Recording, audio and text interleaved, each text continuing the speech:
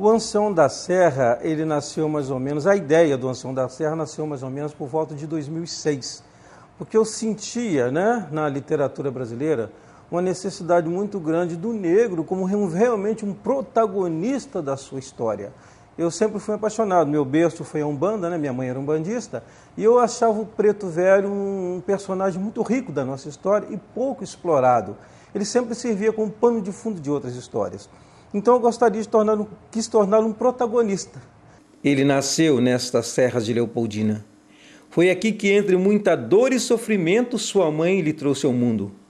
Na sua infância, ele corria por estas serras, brincava com seus amigos e, na sua inocência, ele desconhecia totalmente os horrores da escravidão. Eu convivi muito na Serra dos Netos, achava aquele espaço maravilhoso, parte da minha família veio de lá, e o cenário era maravilhoso para poder colocar o Pai Mané, né, o meu Preto Velho, no centro daquele espaço e conduzindo sua própria história. O interessante, na Serra dos Netos, ela fica localizada mais ou menos a entrada dela no bairro Três Cruzes, em Leopoldina, Minas Gerais, mais ou menos no quilômetro 764 da BR-116. Então é um cenário fantástico, é um cenário muito bonito e pouco explorado, né? Então o Pai Mané, ele nasce como um ser humano, preto velho, que eu sempre conheci os pretos velhos bonzinhos, perdoando, mas esse é extremamente humano. Eu quis criar um personagem extremamente humano. Ele é vingativo. Mas dentro dele a besta fera nascia e crescia. E ele concebeu seu plano de vingança para tomar tudo aquilo, toda a riqueza que eles haviam adquirido com o sangue do seu povo, para dar aos seus descendentes. Pois é, o interessante nisso tudo é que despertou muito nas pessoas o chamado racismo estrutural. Porque quando você conta a história de um coronel que batia nos negros, né, que fazia perversidades, que estuprava as escravas, esse escritor ele é tido como romancista. Você, quando faz o processo inverso e conta a história de um escravo que se propôs a vingar, né, a fazer a justiça com as próprias mãos, o escritor é chamado de racista. Eu achei isso muito interessante, é o chamado racismo estrutural. Ele vê a família dele ser prejudicada, a mãe ser violentada, ele vê o pai ser castrado, então ele toma as rédeas do seu próprio destino. E uma inspiração muito bacana que eu tomei disso daí, que sempre me incentivou muito, foi Castro Alves no seu poema Desespero, né? Porque o personagem desse poema, ele vê a noiva dele ser violentada, então ele parte para a vingança e vai matar o estuprador, né? E a moça, a noiva dele, diz assim, não faça isso que é crime. Então ele se questiona, crime? Mas por que crime? É a gente se questionar o seguinte, quando a lei não está do lado da gente, não está propícia a gente, a própria religião e a sociedade não está propícia a gente, será que realmente é ruim? Este é o questionamento do Pai Mané. Então, assim, eu acho que é um erro muito grande as pessoas até hoje, né? Elas confundem muito o autor, né? O autor com o personagem. Então, a maneira do Pai Mané pensar não condiz com a minha maneira de pensar e de ver a vida. Eu fui bem claro, e gosto de ser bem claro nessa posição, eu penso o seguinte, o homem tem de ser julgado de acordo com o seu contexto. Hoje, por exemplo, me perguntariam, Jorge, você é a favor da lei de Talião? Eu diria não, porque nós temos um corpo de leis já pronto, e essas leis, a princípio, elas me defendem. Eu, enquanto negro, por exemplo, a Constituição reza que nós somos todos iguais. E uma vez que eu sou igual, eu posso reivindicar a espada da lei a meu favor, não é verdade?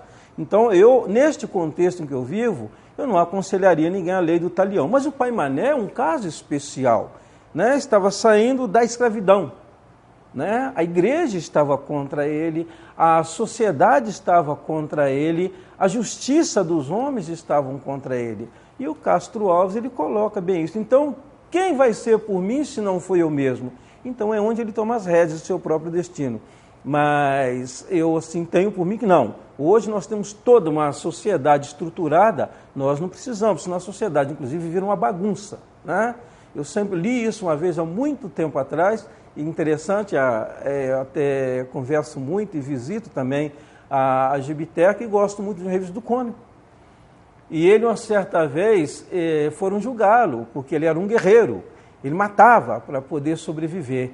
E um mago, né, fez uma citação a respeito dele e disse o seguinte: ele é produto da sua era. Era uma era violenta. Ele, para sobreviver, tinha de ser, né, violento. Hoje não. Hoje nós estamos numa sociedade civilizada que comete os erros, comete os seus erros, né? Mas esses erros nós temos hoje diversos instrumentos através do qual nós podemos reivindicar os nossos direitos. A senhora ainda quer saber a promessa que eu fiz aos 13 anos? Pois eu lhe direi. Prometi exterminar até o último descendente dessa família. Eu sei assim que é difícil, né, conseguir recursos para se produzir arte no Brasil. Comecei o livro assim, cheguei perto de amigos, né? Cheguei perto de amigos e dizia o seguinte: me dê R$20. Mas para quê? Para me fazer meu livro. Quando estiver o livro pronto, eu lhe entrego o livro, né? E consegui produzir meu livro desta maneira, né? E depois, mais tarde, uma das pessoas que compraram o livro, o Andrade, né? Ele chegou perto de mim e falou comigo sobre a possibilidade de transformar este livro num filme. Eu, sinceramente, desconhecia totalmente essa possibilidade, né? Mas ele conhecia a área, já havia trabalhado nessa área e falou comigo que era possível fazê-lo.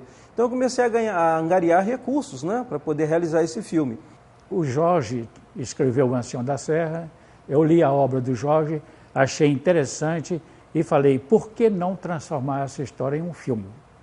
Então eu conversei com o Jorge.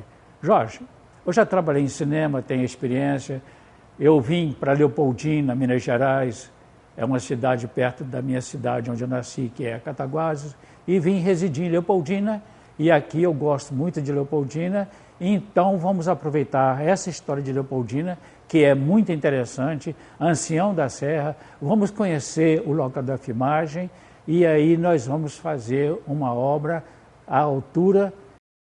Houve alguns obstáculos, mas nós conseguimos passar por cima de tudo isso, principalmente quando a gente tem uma equipe que está afinada para fazer esse trabalho, né?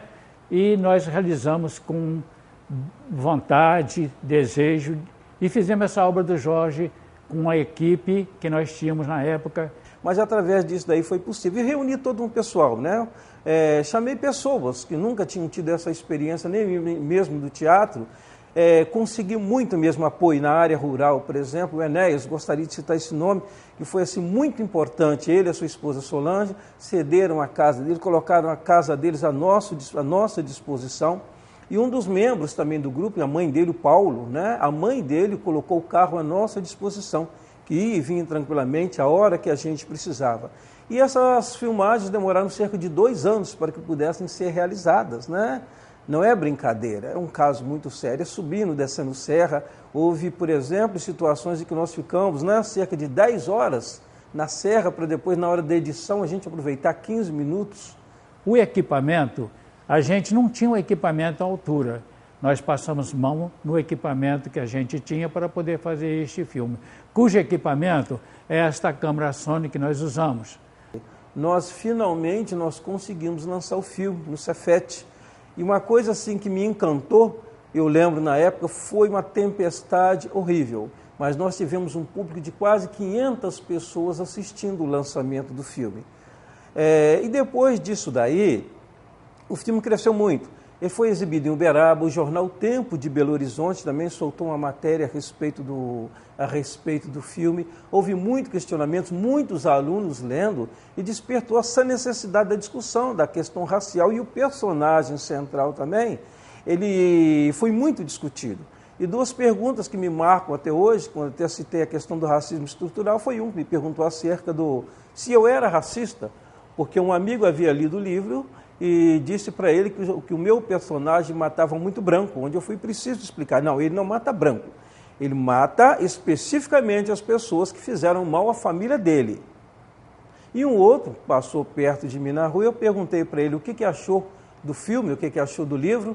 Ele disse assim: Jorge, foi muito bom, mas você deveria falar com o Pai Mané que a maior vingança é o perdão.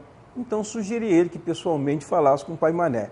Então, assim, a gente descobre nessas entrelinhas a questão do racismo, né? Do racismo estrutural.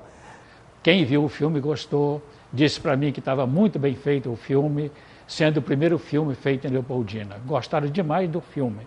Infelizmente, está acontecendo atualmente que o público não está indo mais ao cinema. Eles preferem ver filme em casa. Então, isso aí está ficando difícil para as pessoas que fazem filme, porque as pessoas não estão interessando mais em ir ao cinema. Eu acho assim que foi um filme muito promissor.